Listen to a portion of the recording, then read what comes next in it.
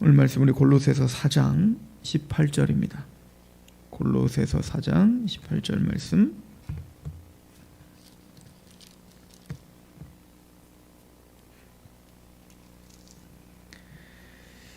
나 바울은 친필로 문안하노니 내가 매인 것을 생각하라. 은혜가 너희에게 있을지어다. 아멘.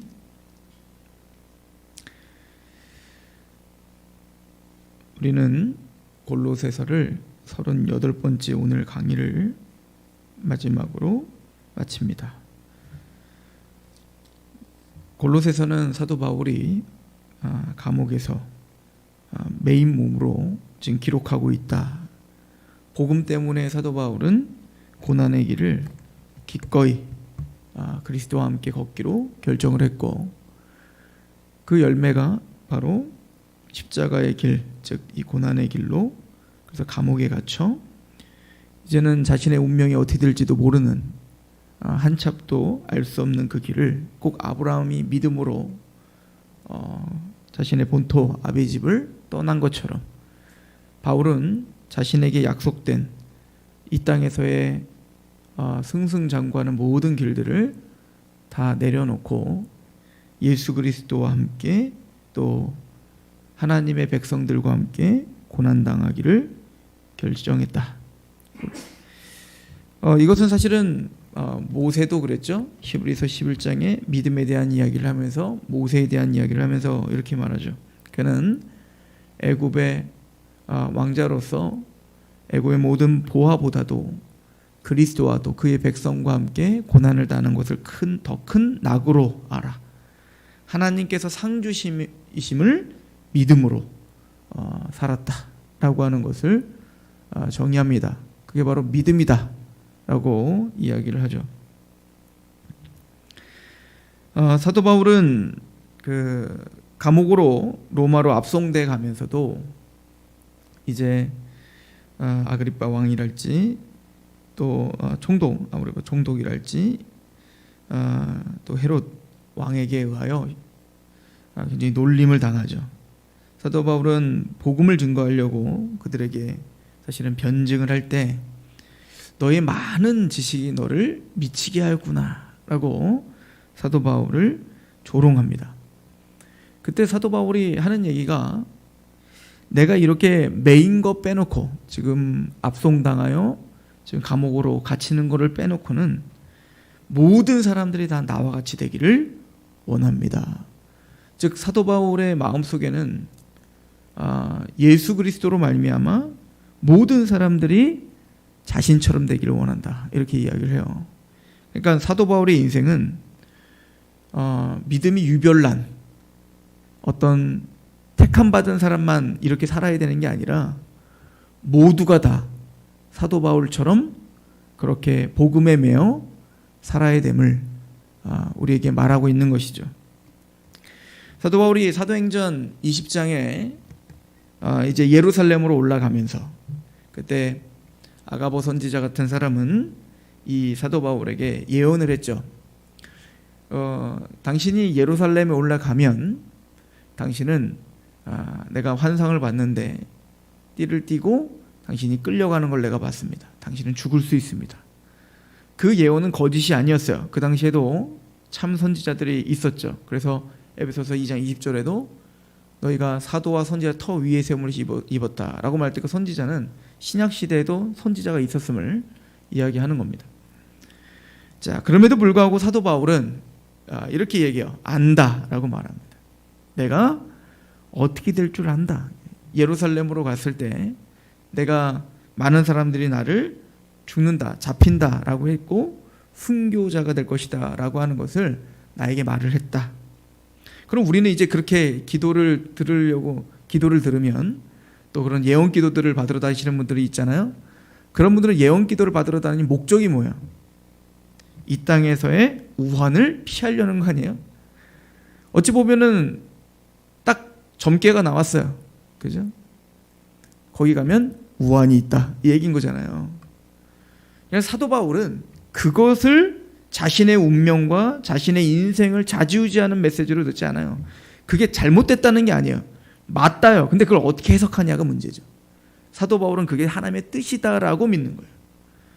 그리고는 그때 했던 말이 뭐냐면, 나에게 하나님께서 주신 사명, 그 사명을 마치려 하면은 내 생명을 조금도 아끼지 아니하노라, 이렇게 말을 합니다. 제가 예전에 안산에 있을 때 청년들에게 그 하나님의 뜻대로 하나님의 뜻을 분별하는 시리즈를 강의한 적이 있었는데, 그때 한 테마 중에 제가 한 5가지 강의, 하나님의 뜻을 분별하는, 또 우리의 인생을 하나님의 뜻 가운데 살아가는 그 방법, 하나님의 뜻을 우리가 분별하는 방법을 강의할 때, 그 중에 아주 중요하게 생각했던 것 중에 하나가 뭐였냐면 바로 제가 지금 말한 사도 바울의 인생관이었어요. 사도 바울은 무엇보다 사명이 이끌었던 인생을 살았어요. 사명이 불타오르면 내가 왜 살아야 되며 무엇 때문에 이곳에 있으며 하나님이 나를 왜 구원시켰는지가 분명하면 인생은 단순해지는 거예요. 수많은 싸움들이 있어요. 다 포기할 수 있는 겁니다. 수많은 싸움이 있어요. 고집을 부리지 않을 수 있는 거예요. 그러나 고집을 부려야 될 것이 있는 거예요. 싸워야 될 게 있는 거예요. 타협하지 말아야 될 게 있는 거예요. 그건 사도 바울에게 있어서 사명이었고, 그 사명은 하나님의 말씀에 기반된 거였어요. 이것만큼은 목숨을 내놔도 포기할 수 없는 거예요. 그러니까 성도란 무엇을 포기하며 무엇을 위해 싸워야 되는지를 분명히 아는 사람이 성도인 거죠. 사도 바울은 왜 그렇다면 이렇게 분명하고 단순한 삶을 살 수 있었는가? 오늘 본문을 보시면 사도 바울이 자신의 마지막 인사를 하면서 나 바울은 친필로 문안한다. 특별히 대필을 많이 했죠. 그 당시 이제 사도 바울이 눈이 많이 좋지 않았고, 그렇기 때문에 이제 대필 나와 형제 소수대내는 이러면서 뭔가 이렇게 대필을 하는 자를 꼭 기록해 놓거든요.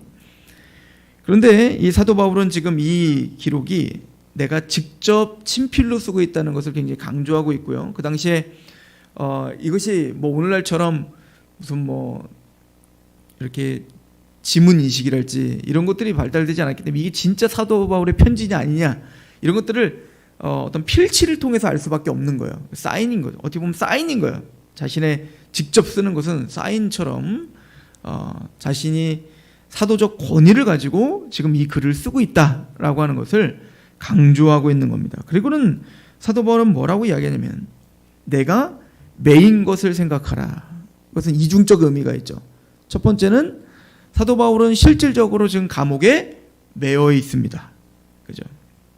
데스몬, 이 데스몬이라고 하는 이 단어는, 데스모스라고 하는 이 단어는 사슬이라는 뜻이에요. 그러니까 단단한 사슬, 쇠사슬과 같은 단단한 끈이라고 이야기를 하는 건데, 지금 사도 바울은 내가 사슬에 매여 있다 이렇게 표현을 한다고요. 그러니까 1차적으로는 분명히 감옥에 갇혀 내가 지금 이렇게 갇혀 있다라고 하는 걸 이야기하겠죠. 이걸 생각하라. 이걸 생각하라는 건 만약에 1차적인 그런 뜻이라면 나를 위해서 기도해달라라고 이야기를 하는 것과 같아요. 빌립보 성도들에게도 편지를 보낼 때 너희들의 기도가 나를 구원할 줄 믿노라 이렇게 이야기한단 말이에요. 그러니까 너희들이 기도해주면, 여기서 말하는 구원이라는 것은 육체적 구원을 말하는 거예요. 이 감옥에서 하나님 나를 풀어주셔서 구원시켜 주셔서 내가 다시 복음의 빚진 자로서 복음을 증거하는 일을 더 할 수 있게 하실 줄을 안다라고 이야기한 거예요. 자, 그런 의미로 내가 지금 매였다, 육체적으로 매여 있으니 나를 위해서 기도하라, 내가 아직 사명이 남았노라 라고 말하는 것 같습니다. 그러나 사실은 사도 바울은 구체적으로 내가 감옥에 갇혀 있다라고 하는 단어를 쓰지 않고 내가 바로 사슬에 매여 있노라 라고 하는 걸 쓰면서 사실은 영적인 자신의 심리적이며 또 자신이 지금 어떤 상태인지를 설명하고 있는 거예요. 사도 바울은 내가 바로 그리스도의 종임을, 내가 그리스도의 노예임을, 내가 그리스도의 사슬에 매여 있음을 강조하고 있는 겁니다. 사실은 구약에 보면 자유의 종이라고 하는 표현이 나와요. 이 자유의 종이라는 어떤 의미는 뭐냐면, 이제 그 당시에 노예제도가 있었잖아요. 이 노예제도는 하나님의 뜻이 아닙니다. 하나님은 노예제도를 반대합니다. 그러나 당시에 편만하게 이렇게 있었던 그 노예제도 속에서 어쩔 수 없이 시대적 상황 가운데 이스라엘은 또 그 죄된 노예 제도를 할 수밖에 없는 상황이에요. 다 모든 나라가 그러니까요. 이거는 그 문화와 당시 그대 근동의 상황, 또 그 노예 제도를 통해서 우리에게 하나님이 어떤 메시지를 줘야 되기 때문에 이렇게 허용되었던 것 같아요. 그럼에도 불구하고 여러분들 레위기나 출애굽기 또 이런 민수기 이런 모세 오경을 가만히 읽어보면 하나님께서 그런 노예 제도를 굉장히 싫어하셨고 언젠간 이걸 다 없애실 거라는 그 뉘앙스가 굉장히 많이 나오죠. 그러면서 이제 한 이야기를 하는데 노예 제도 때 이제 노예가 이제 풀어줘야 되는데 구속을 해줘야 되는데 그 노예가 만약에 자신의 아내와 또 노예끼리 이제 거기서 결혼도 하고 하다 보니까 또 하나는 주인을 사랑함으로 자신이 해방되는 것을 만약에 거부한다면 그래서 기꺼이 기쁜 마음으로 자신이 평생 노예로 살겠습니다라고 한다면 이제 귀에다 이제 구멍을 뚫고 이제 이는 자유의 종임을 이제 확인시켜 주면서 이제 평생 노예가 되게 하는 거예요. 자, 이거는 우리에게 구속에 대한 이야기를 하고 있는 거예요. 사실은 우리는 죄와 율법에 매여 있던 우리가 예수 그리스도의 은혜로 말미암아 구속을 경험하고 우리는 자유인이 됐어요. 그런데 우리는 그 주인이 너무너무 사랑스러워. 그러니까 여기서 주인은 바뀌었지만 우리의 주인 되시는 하나님이 우리의 구속해 주심을 또 우리에게 자기 아들을 내어주시기까지 사랑하심에 강건데요. 우리는 기쁜 마음으로 우리를 자발적으로 하나님의 사랑에 매이게 하는 사람인 거예요. 이걸 자유의 종이라고 이야기하는 것이죠. 레위기 25장에 가면 희년에 대한 이야기가 나옵니다. 희년, 50년에 한 번, 그러니까 우리로 말하면 일생일대 딱 한 번 돌아오는 게 바로 희년인데요. 그 희년 때 있어야 될 일은 뭐냐면 모든 땅들과 모든 주인들을 다 풀어줘야 돼요. 그러니까 내가 뭔가를 잘못했던 어쨌든 뭐 아버지의 빚을 물려받았던 땅을 저당 잡히거나 또 내가 돈이 없거나 어떤 전쟁에서 졌거나 뭐 여러 가지 상황 속에서 내가 노예로 팔려 있을 때 그러나 하나님의 백성들은 반드시 50년이 되면 희년이 선포되면 그 희년 때에는 이유를 묻지 말고 어떻게 되냐면 모든 땅들을 돌려줘야 되고 모든 노예들을 다 해방시켜줘야 되는 법이 있었다고요. 자, 그러면서 그 이유에 대한 이야기를 하는데요. 땅에 대한 것들은 뭐냐면 모든 땅은 다 누구의 소유이기 때문에 하나님의 소유이기 때문에 하나님이 유업으로 주신 그 땅을 그 원래 소유자에게 넘겨주므로 이 모든 땅의 주인은 하나님입니다 라는 것을 고백해야 되는 거예요. 그리고 노예를 풀어주면서 레위기 25장 55절에 노예를 왜 풀어줘야 되느냐라고 말을 할 때 이스라엘 자손은 나의 종들이 됨이라. 이스라엘 자손은 나의 종들이 됨이라. 그들은 내가 애굽 땅에서 인도하여 낸 내 종이요 나는 너희의 하나님 여호와다. 이렇게 말하죠. 사실은 내가 지금 어떤 상황 속에서 어떤 정황 속에서 이 사람을 내가 노예로 잠깐 데리고 있지만 궁극적으로 이 사람은 내 노예가 아니라는 걸 인정해야 되는 게 이스라엘이라고요. 여기 인권이 있는 거죠. 이 사람은 지금 상황 속에서 잠시 잠깐 나와 나에게 종으로 지금 와 있는 어떤 이것도 하나님의 주권적 섭리 가운데 지금 와 있지만 희년 때 이 사람을 그냥 놔줌으로 뭘 선포하는 거냐면 이 사람의 원래 정체성은 이스라엘이요. 이스라엘 모든 백성들은 다 하나님의 종이지 그 누구의 종이 아니다라는 것을 선포하는 거죠. 왜 그러면 하나님의 종이냐?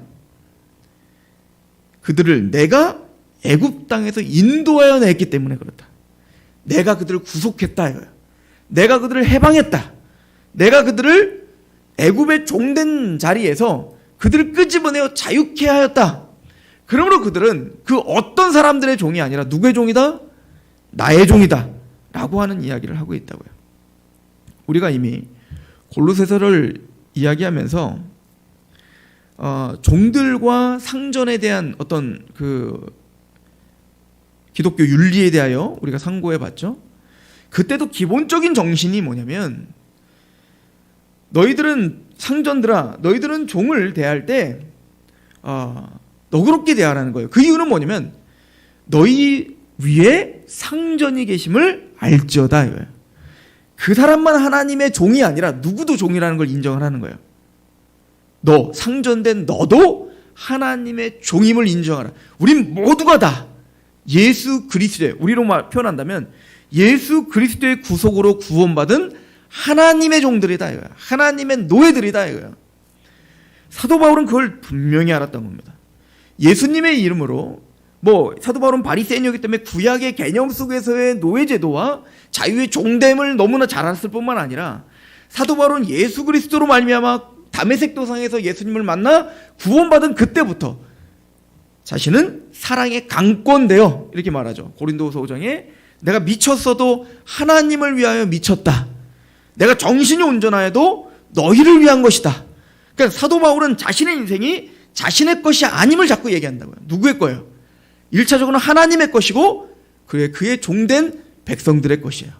즉 하나님의 것이며 교회, 즉 하나님의 택함받은 백성들을 섬기고 하나님의 택함받은 사람들을 하나님의 품으로 돌려오게 하는 나는 도구일 뿐이다 라고 하는 것을 분명히 하죠. 그럼 하나님의 노예된 자로서 자신이 해야 될 사명이 뭐라고 생각할까요? 나는 빚진 자라 이렇게 말한다. 내가 헬라인이나 야만인이나 빚진 자의 마음으로 복음을 전한다 이렇게 말한다고요. 여러분들, 내가 누군가에게 빚을 졌어요. 몇 천만 원, 아니 몇 억의 빚을 졌다고 해봅시다. 그러면 그 사람을 만나면 내가 그 사람에게 돈을 꿔가지고 몇 천만 원, 몇 억을 내가 빚을 져서 그 사람을 만나면 갚을 기한이 지나서 끊임없이 아직도 갚지 못하는 그 사람 만날 때마다 어떤 마음이 들까요? 불편하죠. 아, 내가 빚을 갚아야 되는데 뭔가 하지 않은 것 같고 마음이 항상 불편하다고요. 이 사람을 만나면 다른 어떤 부수적인 일들이 많이 있을지라도 이 사람이 어떻게 생각할지 몰라도 나는 끊임없이 빚 갚아야 되는데 이것이 내 모든 것을 장악해버린다고요. 근데 사도 바울은 바로 그런 빚진 자의 마음이 있는 거예요. 누구에 대하여? 하나님께 대하여.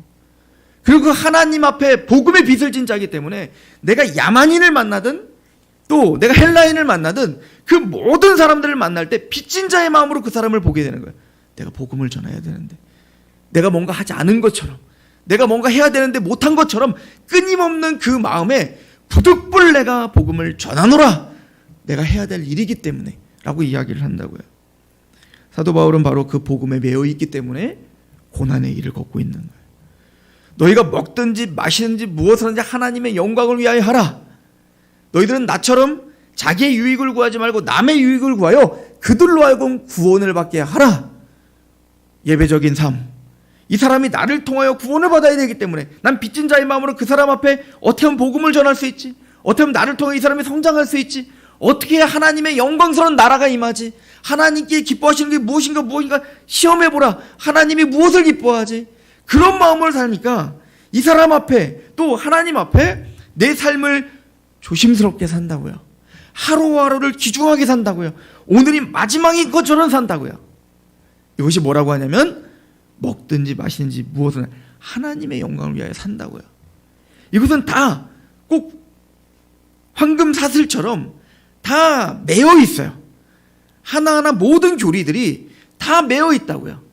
내가 복음에 대한 사명, 내가 복음에 대한 감격, 또 내가 오늘 왜 용서하는 삶을 살아야 되는지, 왜 내가 말을 조심해야 되는지, 왜 내가 그런 행동을 해야 되는지, 우리의 모든 총체적인 구원받은 사람의 삶은 이 복음의 모든 황금사슬에 다 매여 있어 순기능이 선순환이 된다고요. 즉 하나가 복음이 딱 들어와 버리면 하나님께 매이게 되고 즉 하나님의 나라에 매이게 되고 나의 삶이 변화가 되고 내 생각이 완전히 매이게 된다고. 이걸 사도 바울은 뭐라고 하냐면 나는 사슬에 강하게 얽매여 있다라고 한다. 근데 그 사슬은 어거지로 매여 있는 게 아니라 고린도서에 내가 미쳤어도 내가 정신이 온전하여도 뭐라고 합니까? 하나님의 사랑에 내게 강권하시도다. 사랑의 종인 거죠. 내가 자녀를 너무나 사랑하기 때문에 종노릇 하잖아요. 학교를 데려오라고 하면 차를 끌고 밤새도록 가서 아이를 데려오고 밥을 해줘야 되고 아이가 밥 먹고 남으면 그걸 설거지를 다 해주고 집을 온통 뒤집어 놓으면 가서 또 방 청소도 다 해주고. 근데 그게 나에게는 물론 때로는 그게 힘들 수는 있지만 그게 뒤돌아봤을 때 그게 행복이잖아요. 어거지로 하는 게 아니라 그를 너무나 사랑하기 때문에 우리는 기꺼이 자녀를 위해 종노릇 하잖아요. 하나님을 향하여 그런 거예요. 그 사랑에 강권되기 때문에 기꺼이 하나님께 내 인생 드리는 거예요. 그러므로 하나님이 기뻐하실 너희 몸을 하나님이 기뻐하실 거룩한 산제물로 내어드리라. 사도 바울은 정말 그의 삶을 여한이 없이 살았던 거예요. 그래서 디모데후서의 마지막으로 뭐라고 하죠? 나는 나의 인생을 하나님께 전제로 쏟아부었다. 우리 인생을 다 달려갔을 때, 우리의 사명을 마치고 하나님께 달려갔을 때, 하나님, 내 인생 여한이 없이 주님을 위해 살았습니다. 내 인생 여한이 없이 주님을 위해 전제처럼 부어드리게 되어 영광입니다. 라는 고백을 하며 사도 바울은 숨을 거뒀던 거죠. 사도 바울은 친필로 내가 너희를 문안한다. 너희는 내가 매인 것을 생각하라. 은혜가 너희에게 있을지어다. 이 모든 삶, 하나님의 은혜가 없다면 감당할 수 없음을 사도 바울은 너무나 잘 알았던 거예요. 사도 바울은 이것을 이렇게 이야기를 했었어요. 1장을 한번 가볼까요?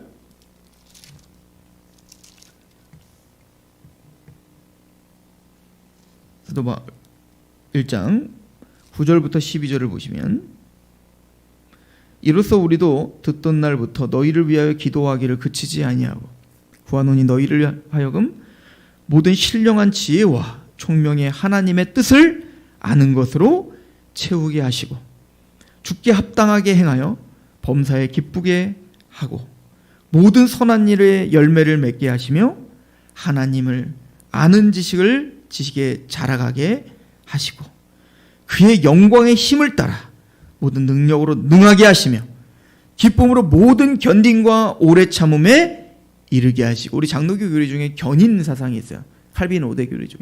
이 견인 사상은 난 아무렇지도 가만히 있는데 하나님 나를 견인해서 구원의 완성에 이룬다. 물론 뭐 궁극적으로는 그런 말이지만 그런 뜻이 아니에요. 이 견인이라는 말은 견인할 때 견인차 견인한다는 말이 아니라고요. 이 견인이라는 말은 견디고 인내하게 하신다라는 뜻이에요. 즉 하나님은 고군분투하는 삶 속에 때로는 넘어지기도 하고 쓰러지기도 하지만 그 모든 세상 속의 유혹과 시험 중에 우리를 견디게 하고 인내하게 하시는 하나님의 능력이 있다는 거예요. 오늘 그 얘기를 하는 겁니다. 우리가 먼저는 필요한 게 뭐냐면 지혜와 총명으로 하나님의 뜻을 아는 게 우리에게 중요하다. 그 하나님의 뜻을 안다면, 그 하나님의 나라를 안다면, 복음을 제대로 이해한다면 말이에요. 그 하나님을 아는 것으로 자라가게 하시고 그의 영광의 힘을 따라 모든 능력으로 능하게 하시며 기쁨으로, 자유의 종이죠, 기꺼이 내 인생을 내어드려 하나님의 영광의 힘을 따라 우리의 모든 능력으로 행하게 하시는 거예요. 그 기쁨으로 모든 견딘과 오래 참음, 기쁨으로 참는 거예요. 우리 자녀를 사랑하는 마음으로 기쁨으로 그를 위해 참는 것처럼 견딘과 오래 참음에 이르게 하시고 해요. 은혜라는 거예요. 견디고 오래 참는 것이 하나님이 그렇게 견디고 오래 참도록 이르게 하시는 거예요. 은혜로 그렇게 되게 하시는 겁니다. 사도 바울은 그걸 너무나 잘 알았던 거예요. 순간순간 포기하고 싶었던 게 너무 많았던 거예요. 근데 사도 바울은 그 길을 묵묵히 걸을 수 있었던 것은 그 능력으로 능하게 하고 내가 기쁨으로 이 모든 걸 견디고 오래 참음에 이르게 하시는 그 하나님의 은혜가 자신을 이끌고 있었다는 것을, 이것이 승리의 비결임을, 그래서 성도들에게, 우리에게 나의 매인 것을 생각하라. 그리고 하나님의 그 은혜가 너에게 있길 원한다. 우리를 견디고 오래 참음에 이르게 하시는 그 은혜가 저 여러분들에게 있길, 넉넉히 승리하게 하시길, 기꺼이 기쁨으로 그 길을 걷게 하시길 축원합니다. 기도하겠습니다. 하나님 아버지, 골로새 교회에 헛된 철학과 속임수들이 난무하였고 악한 이리들이 어린 양을 공격하듯 그렇게 세상의 유혹과 핍박은 교회와 하나님의 성도들을 공격합니다. 우르나 자르나 치우치지 않아야 되며 올곧게 견디고 오래 참으며 그 십자가의 길, 고난의 길을 넉넉히 승리하며 걸어가야 될 터인데 하나님을 아는 지식으로 성장하게 하시고 하나님의 말씀으로 하나님의 뜻을 아는 지혜와 총명을 넘치게 하여 주시옵소서. 하나님이 견디고 인내케 하시는 은혜가 없다면 우리는 한순간도 살 수 없사오니 그 사랑의 사슬에 매이게 하시옵소서. 그 사랑에 강권되어 오늘도 기꺼이 우리의 삶을 내어드리는 인생 되게 하옵소서. 골로새서를 통해 우리의 모든 충만케 하시는 충만이 그리스도 안에 있음을 알게 하셔서 감사합니다. 우리는 예수만 바라보오니 그 예수께서 우리를 이기게 하옵소서. 예수님의 이름으로 감사하며 기도합니다. 아멘.